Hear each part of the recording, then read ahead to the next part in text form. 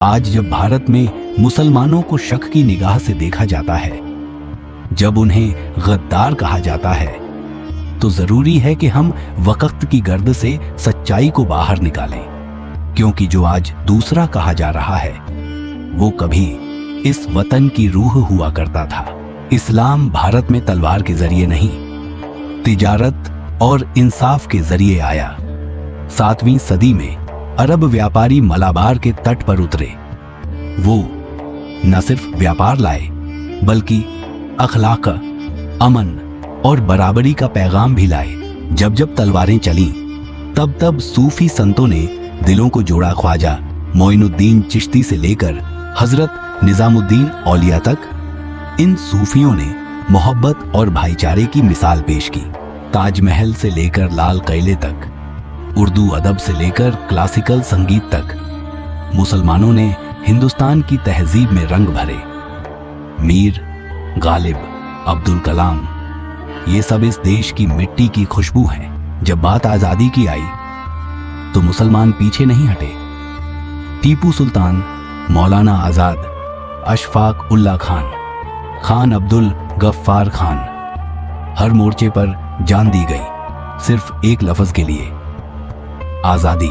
बंटवारे के बाद बहुतों ने कहा, अब ये मुल्क तुम्हारा नहीं, मगर करोड़ों मुसलमानों ने पाकिस्तान नहीं, हिंदुस्तान को चुना।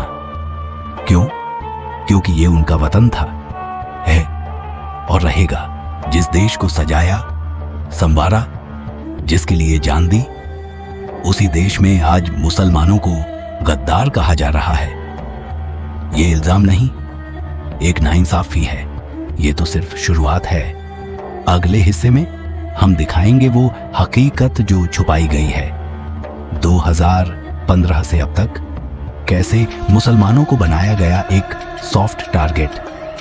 तैयार रहिए, क्योंकि अब सच बोलेगा भारत। 2015 के बाद भारत में कुछ बदल गया था।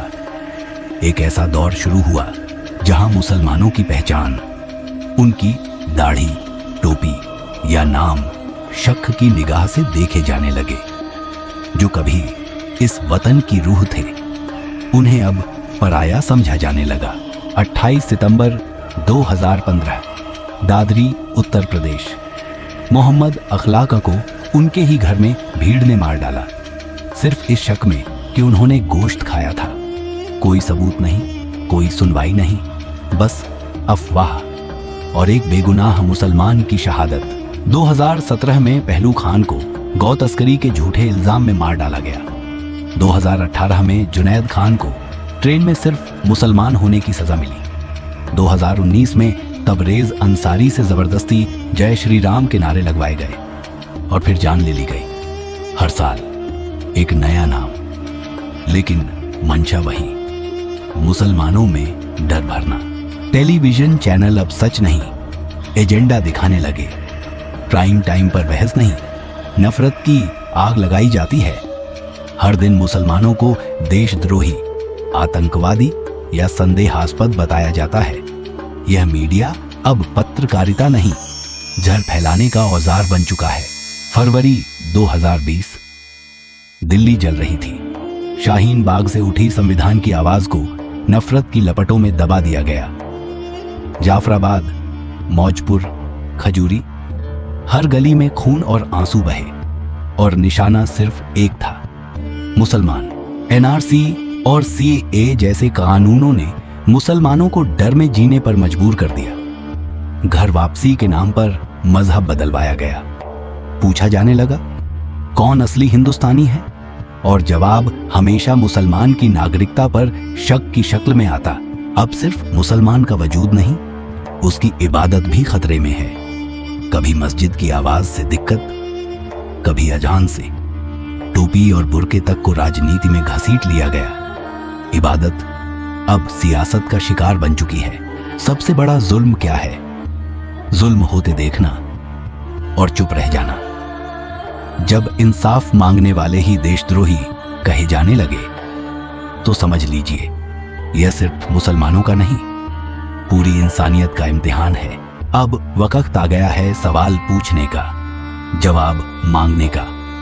क्या मुसलमान इस मुल्क के बराबर के हिस्सेदार नहीं हैं? क्या उनका खून भी तिरंगे की स्याही में शामिल नहीं है? अगले हिस्से में हम दिखाएंगे मुसलमानों ने इस वतन के लिए क्या कुर्बानियां दी हैं और क्यों वो इस मुल्क की रूह हैं। इस मुल्क की मिट्टी में हमारे आबा ओ अजदाद का खून मिला है। हमने सिर्फ नमाज ही नहीं पढ़ी, बल्कि इस वतन को अपनी मेहनत, इल्म और कुर्बानियों से सींचा भी है। ये सरजमीन सिर्फ हमारी पहचान नहीं, हमारी विरासत है। जब आजादी की जंग लड़ी जा रही थी, उस वक्त भगत सिंह, गांधी या नेहरू ही नहीं, अशफाकह उल्ला खान, मौलाना आजाद और बहादुर शाह जब्बर भी इस काफिले के रहनुमा थे। मगर तारीख के सफ़ों से उनके नाम मिटाने की साजिश की गई। इस मुल्क की सड़कों से लेकर संसद की दीवारों तक मजदूरों और इंजीनियरों में मुसलमान भी थे। ताजमहल से लेकर लखनऊ की इमामबाड़ा तक हमारी खूबसूरती, हमारी हुनर की गवाही देते हैं। हमने सिर्फ मदरसे नहीं बनाए, बल्कि अलीगढ़ मुस्लिम यूनिवर्सिटी जैसी तालीमी इदारों से मुल्क को रोशन किया। एपीजे अब्दुल कलाम से लेकर शाहीन बाग की बेटियों तक इल्म हमारा हथियार रहा है। मुल्क की सियासत में हमने सिर्फ वोट नहीं दिया, बल्कि संसद में आवाज भी उठाई।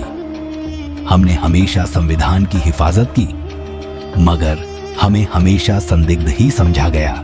हमें नफरत से नहीं, मोहब्बत से जवाब देना आता है। हमने कभी मुल्क से बेवफाई नहीं की और न करेंगे, क्योंकि हम मुसलमान हैं और हिंदुस्तानी भी। उन लोगों से एक सवाल है, अगर मुसलमान गद्दार हैं तो ये मुल्क किसका है? अगर मुसलमान बाहर से आए हैं तो फिर शहीद होने वाले नाम अशफाका, अब्दुल हमीद और अब्दुल कलाम क्यों हैं? जवाब दो, क्योंकि अब हम चुप नहीं रहेंगे। ये दस्तावेज सिर्फ एक जवाब नहीं, एक दस्तक है उस समाज की अंतरात्मा पर। अगर अब भी तुमने नफरत को छोड़ा नहीं, तो शायद कल इस मुल्क में कोई मोहब्बत बची न रहे, और अगर बची रही तो सिर्फ इसी पैगाम से, ला इलाहा इल्लल्लाह मुहम्मदुर रसूलुल्लाह सल्लल्लाहु अलैहि वसल्लम।